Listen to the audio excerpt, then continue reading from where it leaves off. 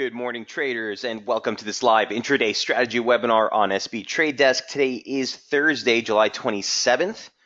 We're just getting the release of initial jobless claims in the United States, coming out slightly higher than expected, 244 versus 240.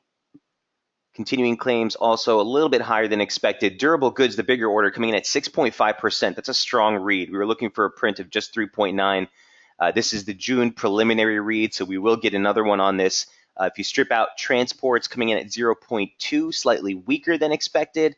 Capital goods orders non-defense, ex-aircraft, weaker than expected, and also non-defense shipping goods, also weaker than expected. So a mixed print, but the headline durable goods orders, 6.5% versus the 3.9, does give a little bit more of an upbeat print on that. We also got wholesale inventories, guys, coming in at 0.6. That topped estimates for a print of 0.3. Everything that we needed. A little bit more of a cheery read here as the dollar comes off of a big support in overnight trade. Guys, good to be with you here this morning. As we close out the week, we have seen the dollar index come into a long-term area of support that we were targeting for some time. The initial response looks good, but we'll have to see how we close out the session. So on the menu for today, we're going to go over the DXY, the euro, sterling, dollar, yen, sterling, yen. I don't even know why, but we'll cover Kiwi yen real quick from last night's update. We'll touch base on some of the euro crosses as well, euro, Aussie, and euro, Kiwi, and then obviously the commodity, black gold, and crude.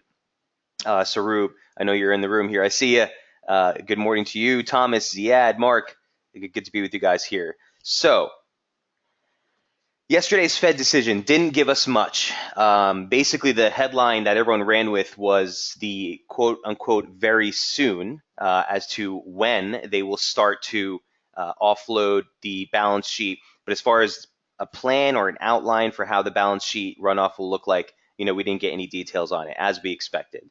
So for the index, price came to a big level. Sarub wants to look at silver. Let me add that to the list.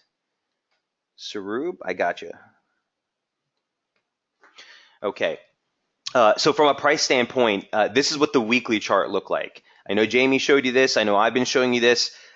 Sliding parallel here off the highs, nice touches. That level converges on the early 2015 opening range low, okay, which was a nice pivot in price. And certainly that confluence was right into the 93 handle, okay. On the near-term slope, you also had 93.06, which was the 2016 low day close. We came just pips within that. And you're definitely at risk here for a little bit more of a washout. I mean, if you guys heard me yesterday, I threw the link up on Twitter. It was on IGTV. It was interesting because the host was interviewing a previous guest who was like uber bearish the dollar. And heading into the release, we were talking about the possibility of us looking for that low 93.15. The actual low came in, guys, exactly at, I think it was exactly 93.15. So we probed right into that region. Again, here's what the daily chart looks like. Okay. You're looking for initial resistance up at this slope. I really wouldn't stress it. The major resistance level is still 94.50. But here's what the near-term picture looks like. So before we leave the daily chart, I just want to note one thing. To get confirmation or give us a little bit more of a conviction reversal near-term that we may have made some sort of bounce here, you'd look for a momentum close here above 30 on the daily RSI signature. Really, that's what's necessary to confirm a reversal play. As far as resistance and price, here's what the intraday chart looks like on the 240-minute. And again, here's what it looked like last night. So if we took that parallel, basic trendline resistance, again, 2 points is speculative, 3 points is confirmed. Take a parallel off the lows. It also highlighted that same region. So we turned just ahead of that. And here's the rebound. So you'd look for initial resistance along slope support, former slope support. But this is still the highlighted key resistance region, 94.50, 94.47. Keeping in mind, again, the same slope that we reacted to as resistance, same slope that we reacted to support, literally. also converges up there. That level also converges on this slope. And this slope that you see here in red is the one that's on the daily chart. That's the one that actually stretches off the high that we made in 2012, the low that touched in 2016, and that converges on that 94.50 region. So you know where the key levels are. It was pretty clean. It was kind of a toss-up that you didn't see them really change any policy, but the dollar continued to break lower, that we were looking to fade that decline is kind of a given because, again, these event risks very rarely will trigger shifts in trend.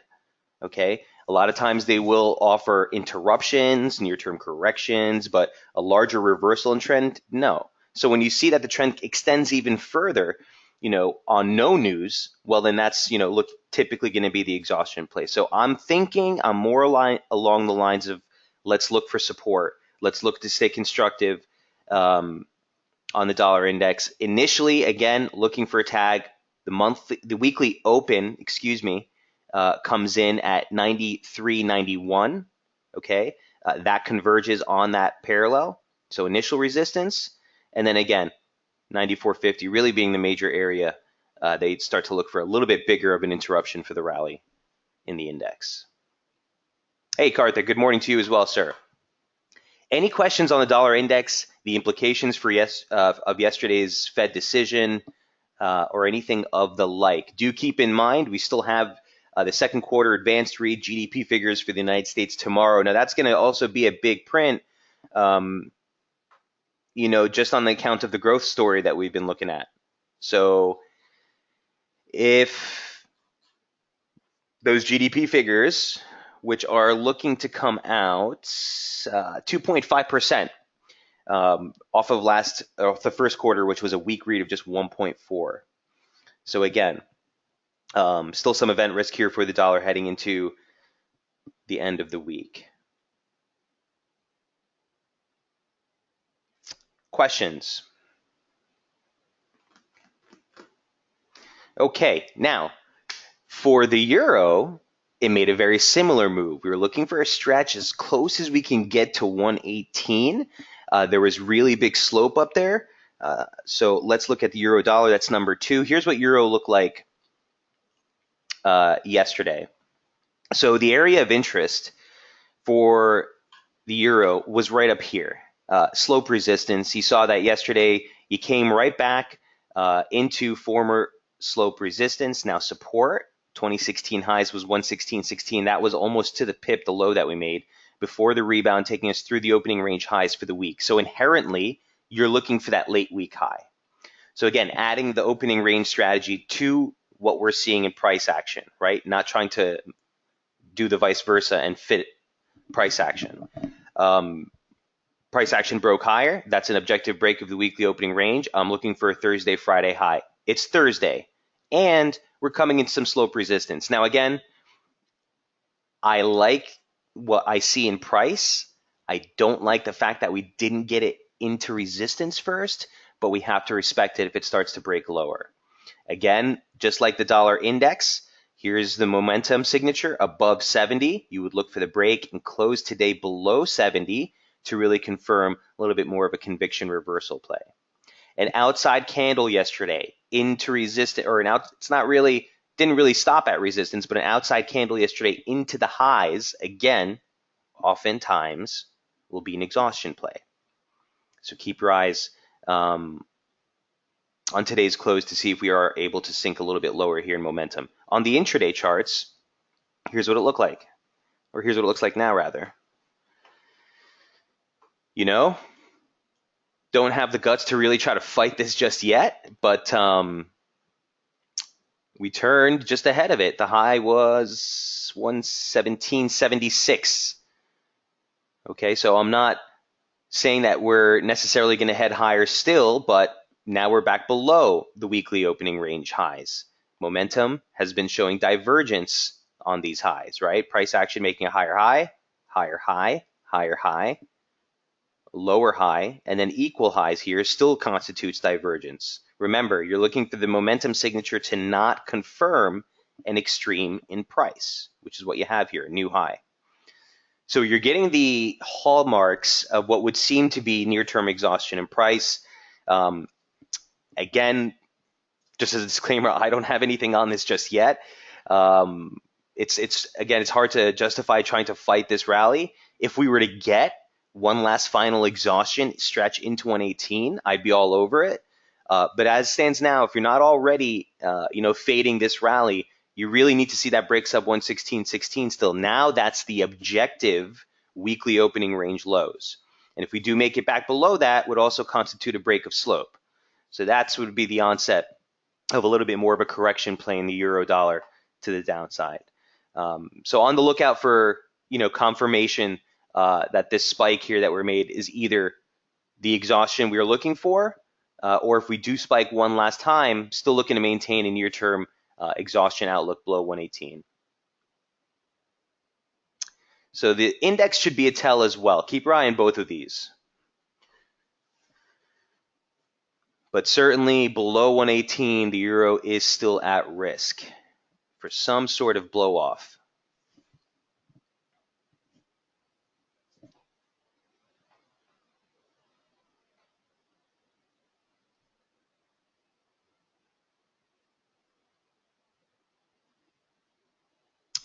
Questions? Going once, going twice. You do have, if I'm not mistaken, German CPI numbers on tap tomorrow. Not expected to be a major market mover, but keep that in mind. That's at 8 a.m. here in the US. British pound testing resistance. Now, here's the interesting thing as well. So you see a little bit more of a reversal play or a pullback, a stronger pullback here in the euro. Here's what the British pound looks like right now. And a little bit more of a critical juncture, I think, as far as where resistance is, where euro hasn't really stretched into resistance. I do have sterling basically right at resistance as we speak. So here's what the update looked like yesterday in sterling. Again, the near-term chart looked like this. The daily chart first, just to put things in perspective, the median line that we've been following off the lows here from 2016. Okay, really nice. We're basically testing that right now. Earlier in the month, it converged on 3120, which was kind of the big zone. You saw a nice kickback off that. You made it through 3120 right now, so I'm looking for near-term support right there. But we really need to get through this slope. Then you're looking for that rally into 3270. So if the dollar shows a little bit more of a stronger play, I'm concerned you might see this capped near term.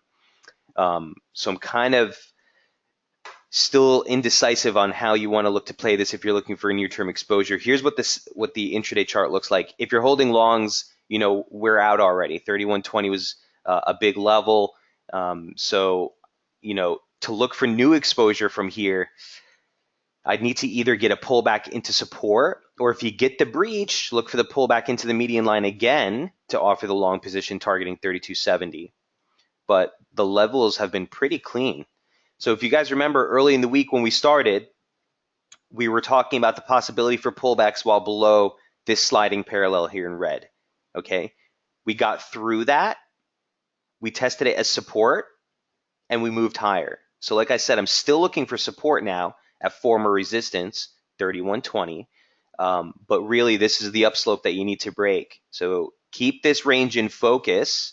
A topside breach, 32 is just a soft target. You're really looking for 3270. That's a longer dated 1618 extension from the advance off the lows. So from here, boom, boom, boom. So make or break levels here for sterling. Again, an objective weekly opening range break that gives us a little bit more follow through, right? The euro made this stretch, then came right back under the weekly opening range high. This has continued to hold. Here's the 120 looks like. So still liking the long side of pound, still think it's a buy on the pullback. You're testing upslope resistance here. So, if you do get that correction, I'd be looking for long triggers on a move back towards 3050.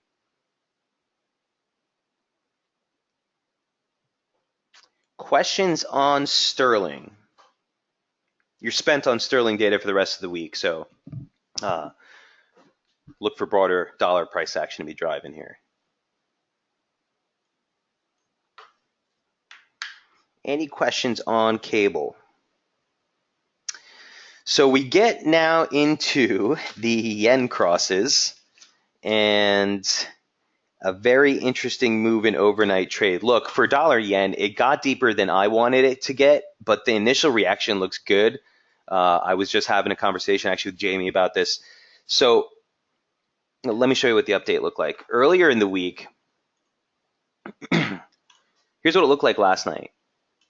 Okay, earlier in the week, if you guys remember, we were talking about dollar yen. Here's what the update looked like the previous session. And the breakout here. We cited 112.10 as a big level. Okay, you had the monthly open there, you had the 38.2 retracement there, you had a perfect tag of that as resistance. Now on FOMC, you kind of ran right through it, failed just above, and plowed through near-term support in the 200-day moving average again. So the following session, we were talking about, okay, well, on the way down here, look for support at former channel resistance. It only makes sense. Your basic, one by one, 101 technical analysis, right? You break resistance, you test it as support. So I was looking for this thing to hold on this support level. You had a longer dated 618 retracement at 110.97. This thing probed as low as 110.78. But then you had a nice recovery here. So, is it just doing dollar yen abomination moves, really running those stops and running resistance? I don't know.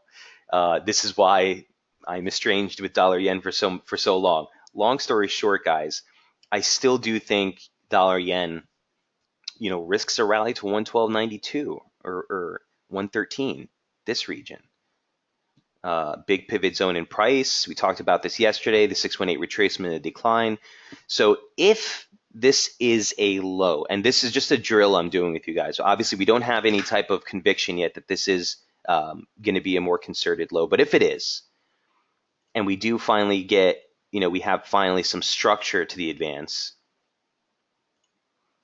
then you could work with a slope like this. Maybe even dead it even more. I want to see if we find resistance up into this region. That might be a decent slope to work with the dollar yen. It puts that 113 target basically into the close of the month. So we'll see if this pans out or if this gives us any play. Again, I don't even want to leave it or entertain this just yet. I want to see what kind of reaction we get along that 200-day moving average. That 50% retrace has been a very clear pivot in near-term price action. But if we are to get it back above this level, I think it puts us back on track for a move higher. Karthik, now what side of the dollar yen are you on right now? He says dollar yen is bleeding.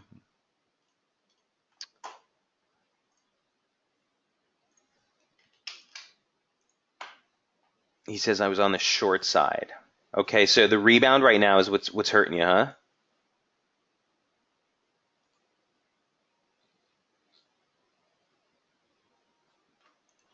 Okay. He said, but I took off my side too early, LOL. So, again, I'm not going to ever be someone who complains too much about booking profits too early. That's, my number one problem in trading. Again, I'm a near-term kind of guy, so I know my mentality. I don't like to sit in trades for too long. That's just always been the case ever since way early in my career when I used to sit on the trade desk for hours overnight.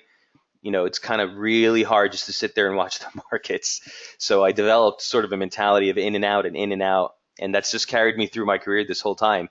But long story short, again, you'll always have more opportunities to get back in. If you're still holding the short side, like I said, a 111.65 pop would definitely, change things for me, Karthik, and would have me looking right back up for a new high in price. Now, obviously, the price that we saw yesterday and the reaction that we saw, this big old, reversal candle here, yeah, that's a pretty bearish formation, but I think this thing still has potential to move higher. If you're not holding any new positions on dollar or yen, just a word of advice, it's probably better off to kind of wait this out till August.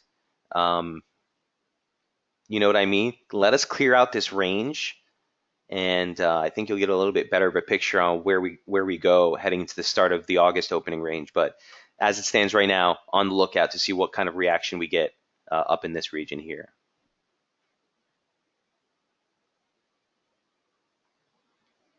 I'm sorry, this is the 100-day moving average, not the 200-day moving average. 200-day moving average is now right up here at 111.98. Okay, so pretty much close to the opening range highs for the week.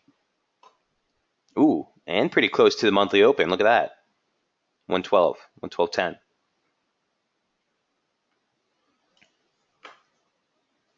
And one last thing I want to entertain real quick. Again, just bear with me. It's kind of just popping out. Again, if we are to entertain this idea of this being some sort of near-term corrective bounce,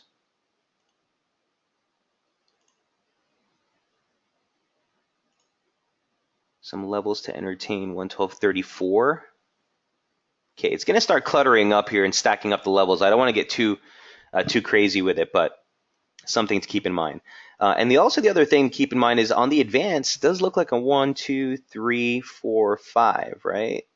So could still make one last stab into the lows here for a corrective move before we move higher. Wouldn't be too surprised. So just keep in mind, a lot of the analysis we just added to that is contingent on this being a low. All right, so a little bit more of a neutral stance right here. If we break above 111.65, I would like to play the long side again, targeting initially 112.10, big region, monthly open, then a 113, 112.90 clip would sort of be a nice region to start looking lower again. Questions on dollar yen. Pound yen is next. That one also really, really nice. I mean, yesterday we came into a confluence resistance range that was defined by 146.35. We talked about that in the webinar, and we tagged it quickly thereafter into the U.S. Open. You know, we came right into it as the 618 retracement of the entire decline from the monthly high, and is also downslope resistance, and not too far off, you also had that upslope resistance. So we kind of highlighted that region to 146.45. We probed right into it, came off. Last night we highlighted a constructive bias above 145.38, 145.39. We came as low as 145.44, and here's the rebound taking out the highs. So next upside target is 146.74. That's upslope resistance as well.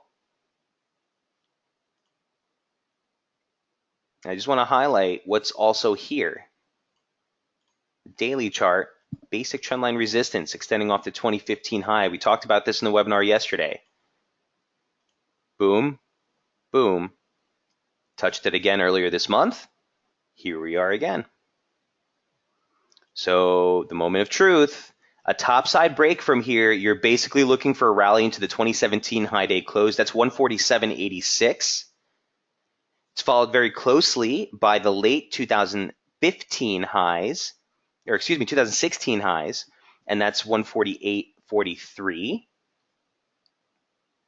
And this, my friends, it's what would validate, in my mind, a larger, more significant technical breakout. I mean, if this were to break out, it would invalidate this trend line, which already has 3 tags, 3 touches.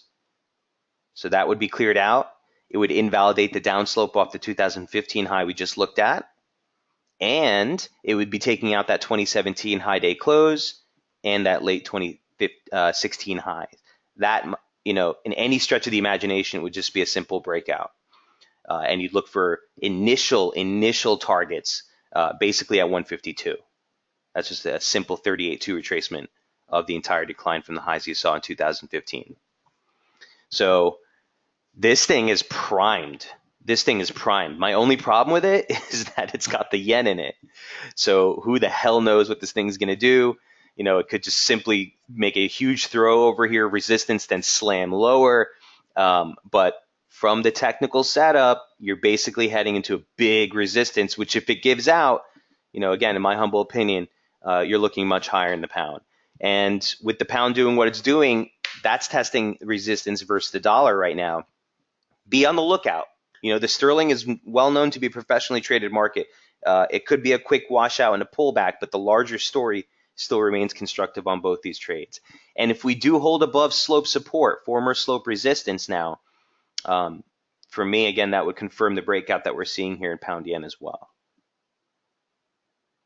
At this point, you want to raise. From last night, we had our bullish invalidation at 144.70. I'd be pretty comfortable at this point bringing it up basically to yesterday's low. As long as we stay above 145.39, we'll continue to favor the top side. Again, initial targets at 146.74 and the 2017 high day close 147.86. Real clean price action, pound yen. Who would have thought?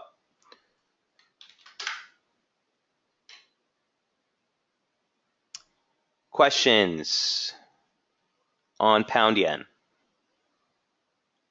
You do have Japanese CPI data on tap, if I'm not mistaken.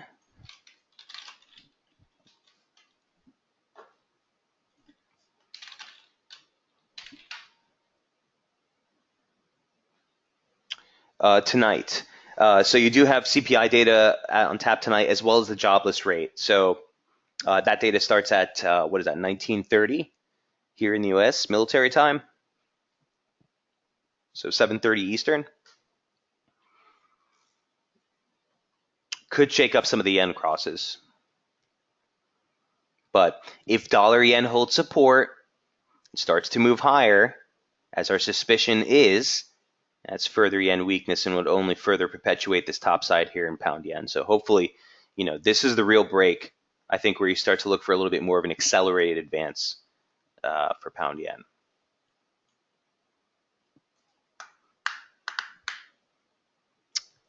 A quick touch on Kiwi yen. New Zealand dollar or Kiwi's just pissing me off on all fronts.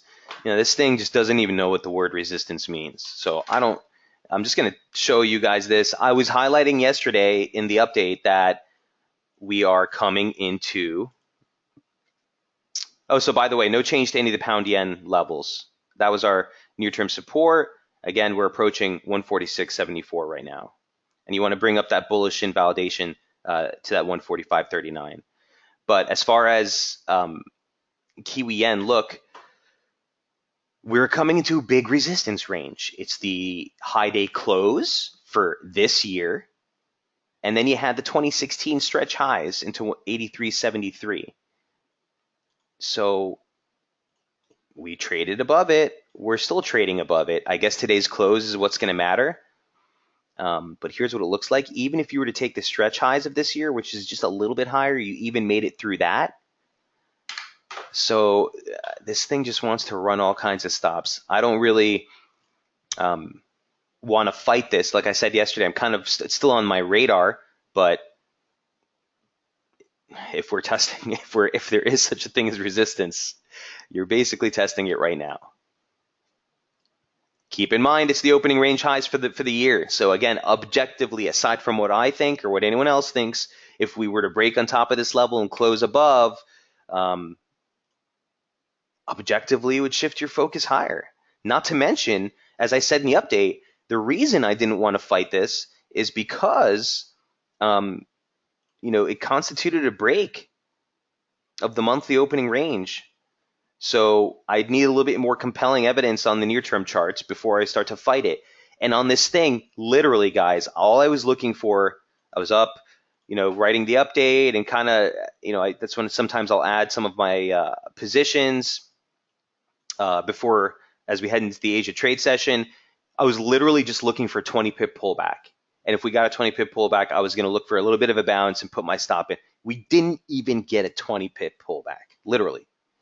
So look, there's nothing here that is super compelling to me just yet. If momentum breaks back below 70, that's a start. I would kind of want to see price back below 83.50, the high day close for the year. But if you're not already long, I think it's silly to try to press this long from here. And if you're looking for the exhaustion trade like I am, we need some more evidence. So just keep your eyes on Kiwi yen over the next couple of hours as we head into the U.S. trade session. Again, the near-term charts, it looks like you're getting divergence. I was looking at this earlier as well. This can continue to last for some time, but I want to see this thing start to really show us a little bit more of an exhaustion trade. Every time we've done something like this, the pullback has been super shallow, and then all of a sudden you start to rip to new highs again. So let's see if this is just a failure trade and we're really not able to make it through the break below 83.57, I think would be the onset. Keep in mind, these big levels, when they break, this is not what you want to see, right? When we clear a major key resistance target, you want to see acceleration in price. You want to see the weak hands get flushed out. So the guys who are trying to press the short, they're looking at that level as well. Once it clears out, their stop is just above it. That triggers a cascade and a run in price. So if you don't see that, I start to get really suspicious on whether we're actually making a break of that level or not. So I'm on the lookout for exhaustion here. There might not be a play until next week, but we'll see what happens as we get into the close of Europe. I think that's when you'll see the tell here in Kiwi. Karthik says Kiwi too. So I'll take a quick segue.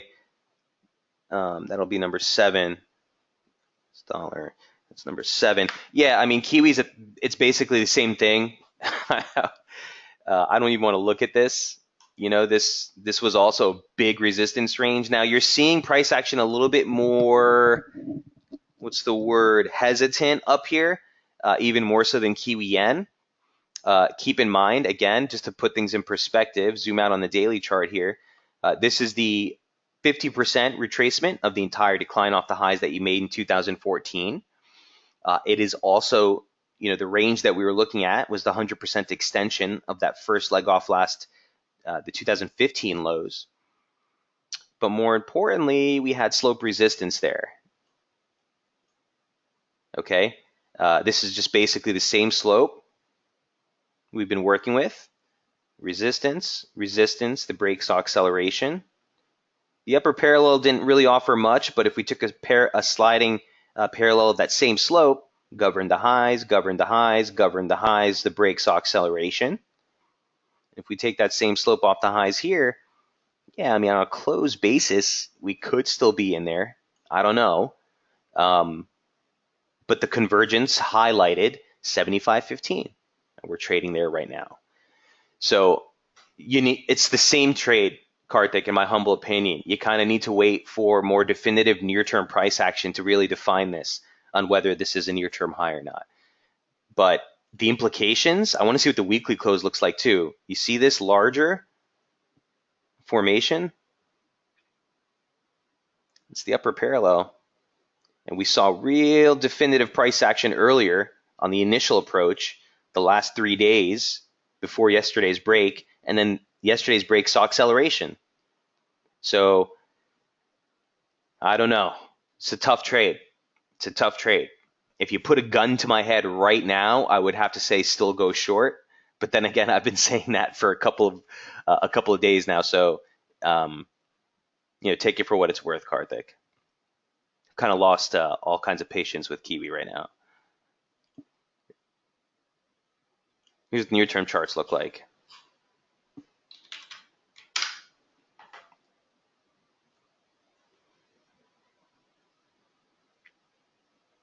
So that's a little bit more encouraging.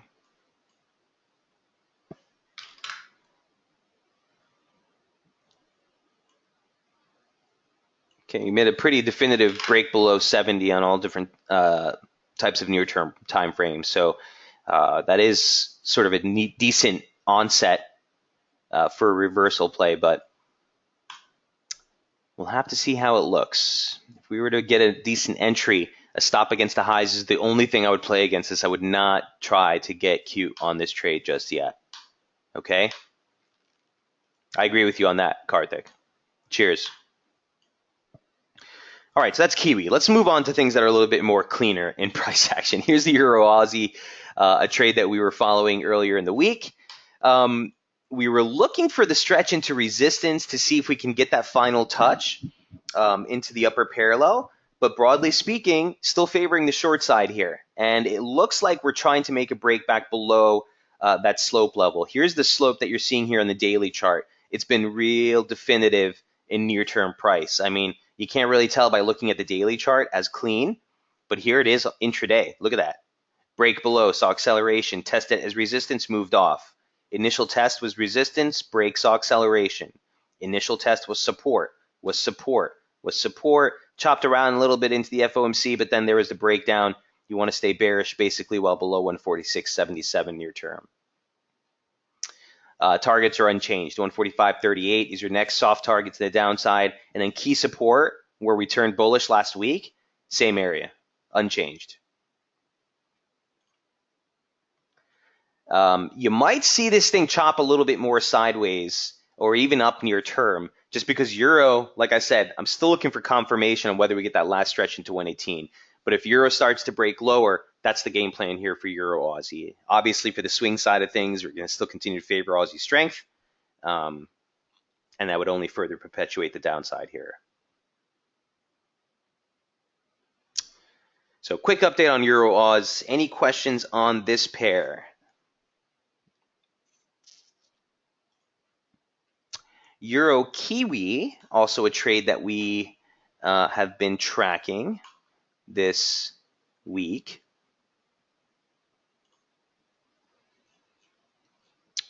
So Euro Aus, just want to make sure we don't have to update any of these targets. Yeah, all the levels remain the same on Euro Aus.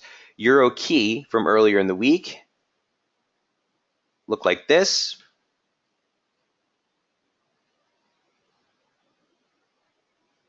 Okay, on this trade, I kind of just wanted to highlight that we are at now targeted near-term support. Keep in mind this near-term slope that we've been following on the daily chart, or this is not the near-term, this is the daily chart. So the larger slope that we've been following off of last year's low and this year's low. Remember, we added that sliding parallel. Again, it highlighted the 100-day moving average, and both of those parallels right here, we're right there right now. Keep in mind that the monthly open comes in at 155.70, 155.69. We're basically trading there right now. So implications on a downside break here. I don't like necessarily the concept of Kiwi strength, which is what the downside break would entail. But who the hell knows what's going on with Kiwi? So if it breaks, specifically on a daily close basis, you do need to respect the downside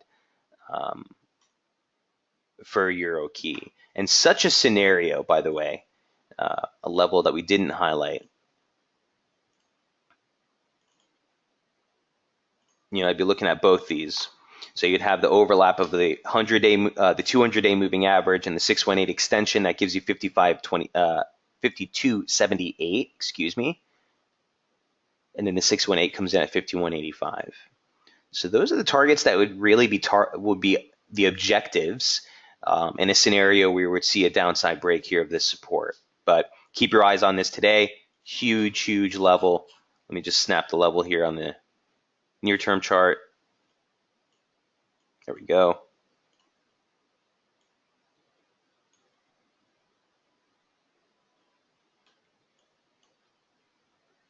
Big, big level of support for Euro Key.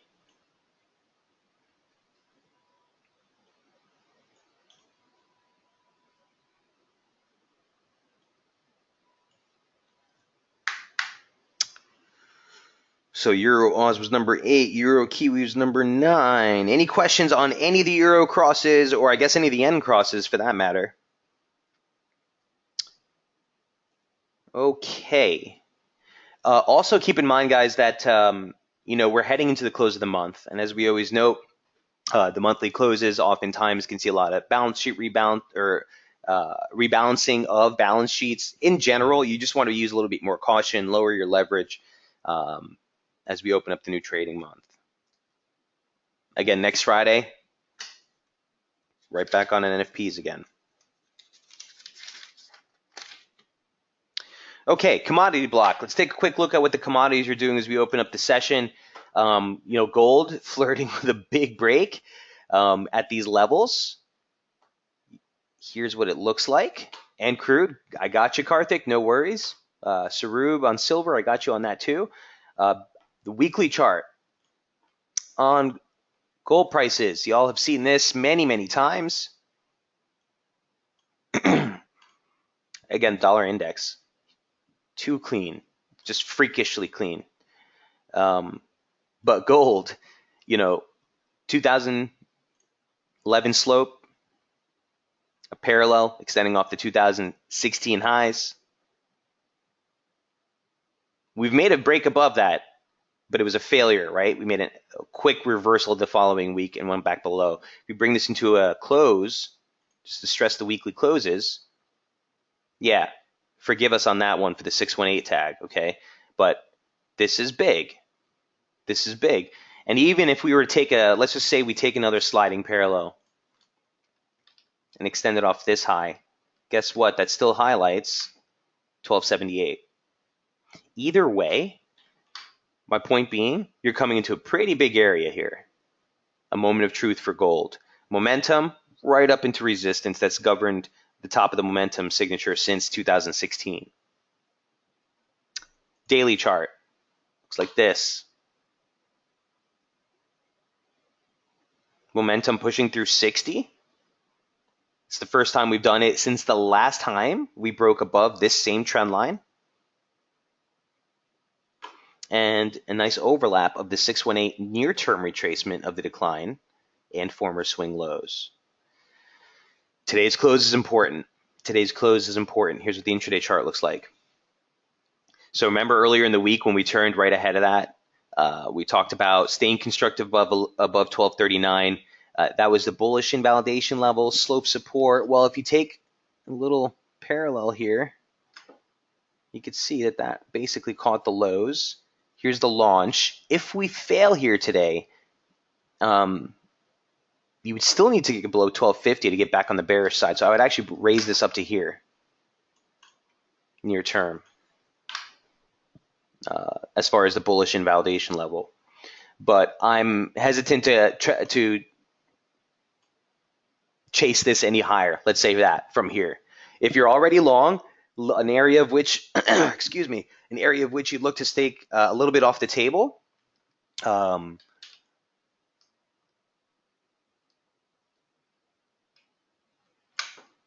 Again, stop just below here makes sense. Next topside target is 1270.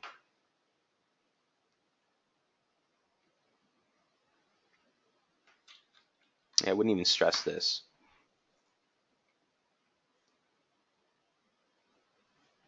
Questions on gold. At risk for exhaustion. Now, the opposite of this is that you get some sort of near-term correction back into support, then you break. And the only reason I think that is because if the dollar index has indeed made some sort of near-term low, it would kind of make sense for the top side of the top side of gold, at least near-term, to be capped while the dollar makes its little bit of a reprieve, a rebound, if you will. And then on the resumption lower, that's when you see gold start to really make its start to really shine, okay, for lack of better words. So keep that in mind here for gold. I think you're at risk for an exhaustion for the upside here, but largely speaking, you're still constructive. Again, yesterday was a big old outside day reversal, just ahead of support. Ideally, we would have dropped into this area, but whatever. Grant me $2 here on the way up. So that's gold. Questions on that? So crude is going to continue to make headlines. Everyone's talking about where we are in crude. I have us at resistance. If you guys remember yesterday, we talked about 48.90 as the next upside target. That's the 100% extension, so two equal legs up off the high. But if you look at the daily chart, and I showed you this yesterday as well, the longer term median line, we're right there. We're right there, literally. If you can see it there in blue. Slope resistance, a parallel of the same slope we've been following. We're right there as well. Yeah, intraday we spiked through, but today's close will be important. What else can I show you on crude? The weekly chart is also an interesting chart for crude. So here's what the weekly chart looks like. I think it's a little bit easier to see it here. So The line I was showing you is right here, the 50 line for this larger structure off the 2015, 2016 lows. The upper parallel caught the highs perfectly. Nice pivot along the median line, that 50 line. The median line caught the low perfectly. Here's the upslope. And basic trendline resistance off the highs that we made back in May. Or I guess that's April. So yeah, I think you could see I think you could see the upside kind of capped near term here for crude prices. For the week, this is really what you want to see. Let me get rid of that so you can really see the confluence better. For the week, you'd want to see this hold as resistance if crude is still heading lower. Again, would make sense if dollar finds some legs near term for recovery. Near term would pull this lower a little bit, or at least limit the top side. But that's what I'd be looking at, Karthik, here for crude. Any specific questions on that? Also, let me just take a look at this. It's going to get kind of messy. Let me just see what this looks like. Ooh, 100% extension comes in just higher at 49. Huh. Look at that.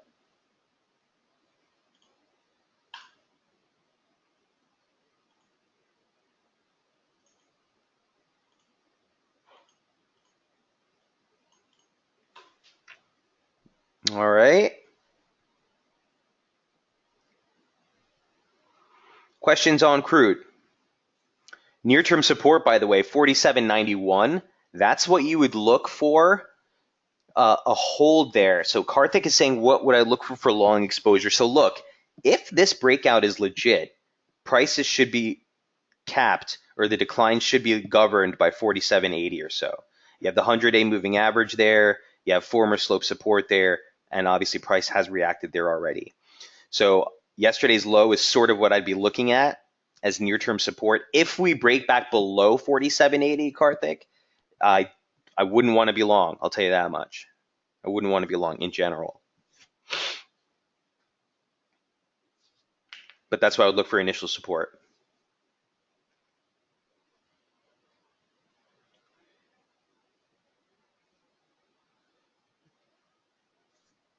All right, Karthik, you're more than welcome. Silver looks like this. Kelly says, great show again. Hey, you're more than welcome. Before you log off, can you show me levels we can add to our sterling dollar trade? Thanks again. Sure, Kelly. I'll get back to that. We actually covered sterling already, but I'll go back to it in a moment. Silver for Sarup looks like this. I haven't actually looked at silver, so let's take a look at it together. Well, here we are at resistance, I guess. All right. Former swing lows, upper median line parallel. Again, that bad tick has me not really trusting any fibs off the low per se.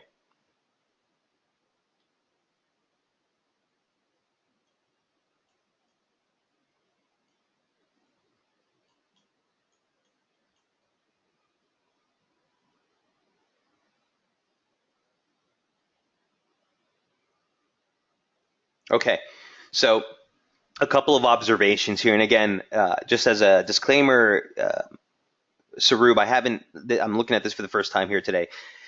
It made a break, or it looked like it's making a break objectively of the monthly opening range. So here's your monthly open. Looks like you're making a break of the monthly opening range highs and the monthly open. Both of those came in basically right here. But you're testing structural resistance. So right off the bat, you have swing lows. You can see that price has pivoted at this region, and you'd want to be cautious of any long exposure. Let's drill down and see what the near-term charts look like. Okay, so obviously we haven't updated this since earlier in the month. Looks like that channel lost some efficacy, but we're still riding it, so I'll leave it there for now.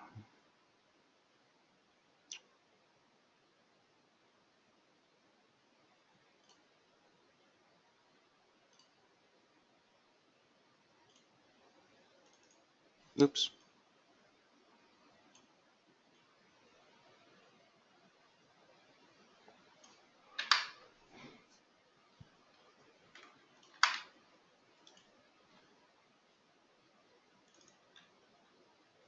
Okay, and we are now testing the 618.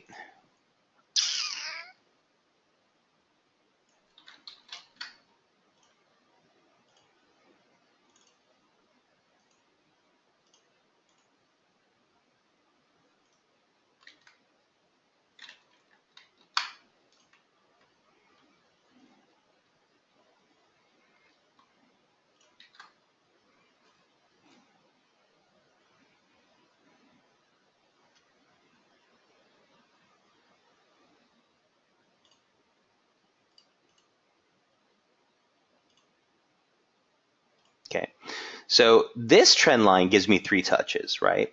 So we'll use the second degree. Always do you better typically to use the deader slope. And if we do that, I think you get a little bit better of a touch. And that'll highlight more of a confluence region near term, right? At that 618, 1618. The weekly open comes in here.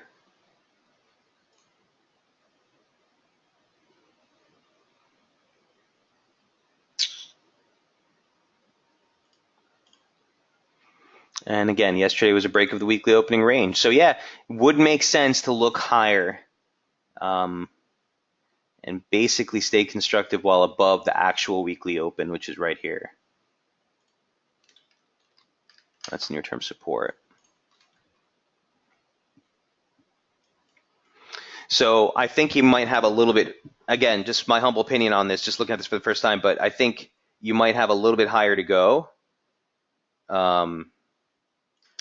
before all is said and done. Again, this is a 3-point touch too, so if you're long, levels of which to start taking some off, 1685, excuse me, and basically a 17 handle, both levels of which I'd start to shave some off, maybe look for some resistance there for real. And again, with the dollar, if you stretch, the dollar sees a little bit of recovery, the pullback could materialize from either one of these near-term levels. But it is a breakout. It's been a breakout, right? 1, 2, 3 touch, break, test as support, and move off. Textbook breakout. It's just you're trying to gauge how far the advance has to go. And again, we've already gone through the 100% extension, so the next major fib significant level would be right there at slope resistance. All right, so Sarub, both levels. He says he's looking for exhaustion there. Yeah, so I'm with you. Both of these levels, I'd be looking for levels of interest for sure. Especially intraday, because if the 618 holds on a daily close basis, that's even better for the reversal play. So intraday, Sarub, if you were to spike into this or into this, and then we were to close below 1676, that would be like uber bearish near term. But first things first, I think the immediate upside, you'd look for one of those barriers. Make sense?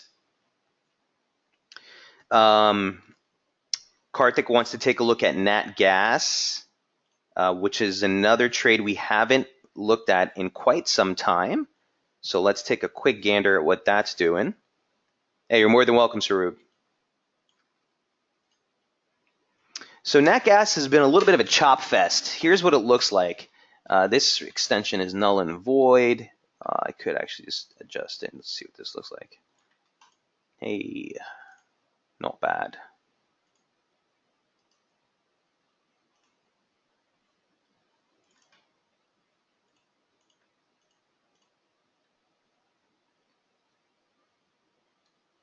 There's overlaps galore here.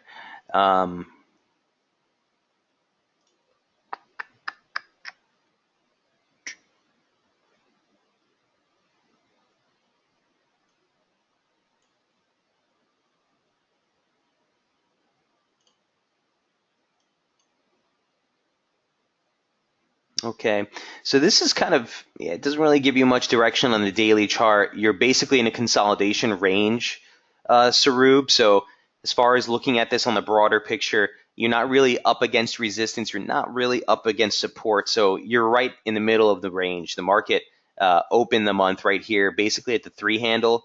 I would cite that you're below the median line, near-term support at 286, but the monthly range is huge, and you're right slap in the middle. So as far as a new positioning type of trade from here, you're not really at any favorable levels. Now the near-term chart might be something different. Let's see what that looks like. That was last week's open, if I'm not mistaken. So let's move this to this week's open.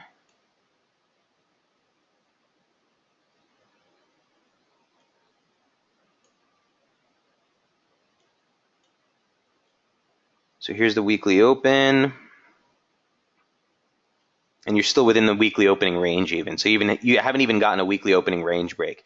Look, this thing is in a near-term consolidation.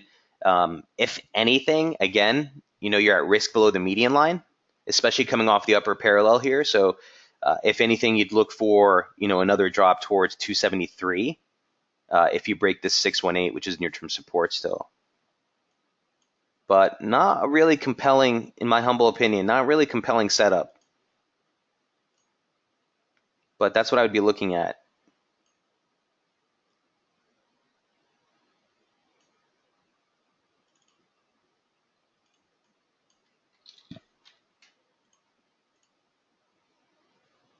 We made a 786 retracement. Here's the 618.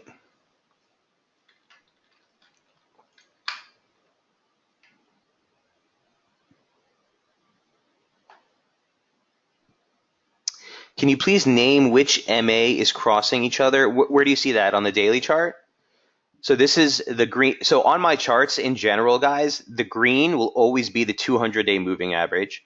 The dark blue will always be the 100-day moving average. Typically, the only moving averages I actually use for support and resistance. The crosses, very lagging indicators. So for me, a short-term guy, I do look at these for broader trend, but not really as like a trigger for a position or anything. The 50-day moving average will oftentimes be helpful, Karthik. I know that Jamie oftentimes will look at the 20-day moving average. So it really depends on your strategy. But for me, I usually just look at the 200 and the 100. So that's nat gas. Not really a favorite trade of mine right here, Karthik. But hope that helps. As far as Kelly's concerned, here's what the Sterling trade looked like. Kelly, which one did you need? Did you need the daily, or I'll show you both? Excuse me. Here's the daily chart. It's always by Thursday that I start to lose my voice, oddly enough. Here's the daily chart. I was just highlighting to the guys in the room, slope resistance is basically all I'm looking at right here. I love this trade. Been liking it. You're at up slope resistance. That's all. So you don't necessarily want to get bearish, but certainly you want to curb your appetite for the long side. If we were to get a material pullback, ultimately I'll still look to buy it, but you're at upslope resistance any way you slice it. Any way you slice it. And if the dollar rebounds, you could cap the long side here near term. Yes, I would like that a lot. Kelly says short-term pullback. I think three-wave pullback is on. That would be the ideal scenario. I mean, always whenever you can identify the three-wave pattern on the pullback, guys, that's just further fuel on the fire, further conviction on the trade that you're in the correction, right? And that the broader trend is to the upside. It's really the major thing I look for Elliott. I'm not really huge on Elliott, but when you can identify easily those 5-wave and 3-wave advances or declines, a lot of times all that does is highlight the broader trend. So I'm with you on that. We're at structural resistance. Looking at this near term, Kelly, the levels from yesterday remain unchanged. So remember I was saying 131.20 is sort of the last level. That's sort of a big region of resistance. We would need to see a break above that to really fuel the next leg. Fizzled out real quick at that trend line. So if we were to break back below 31.20, I think you do risk a larger correction. You want to bring up the bullish invalidation level now to 130. Yesterday's low, slope support, monthly open. Is that right? Is that the monthly open? Yeah, that is the monthly open. Look at that. Really nice setup. On the top side, 132 is just a soft target. 132.70 would really be the bigger objective on a long position.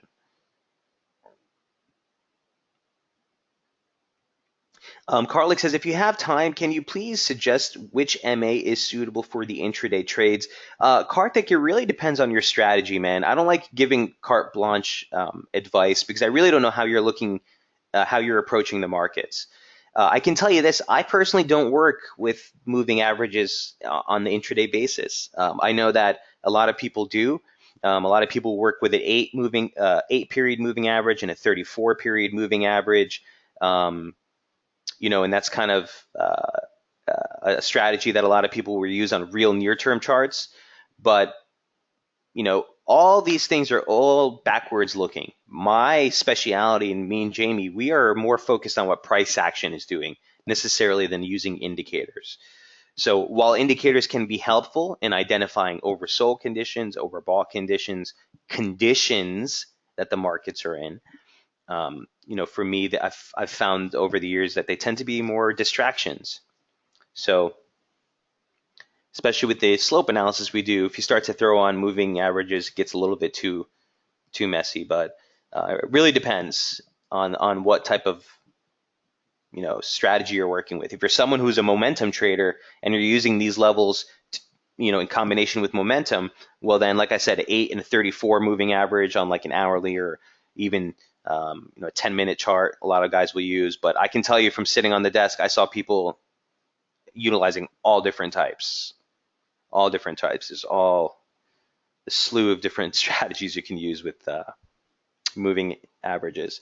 All right, guys, so that puts us over on time. I thank everyone who joined me for today's session. I'll have this up and archived soon after the webinar.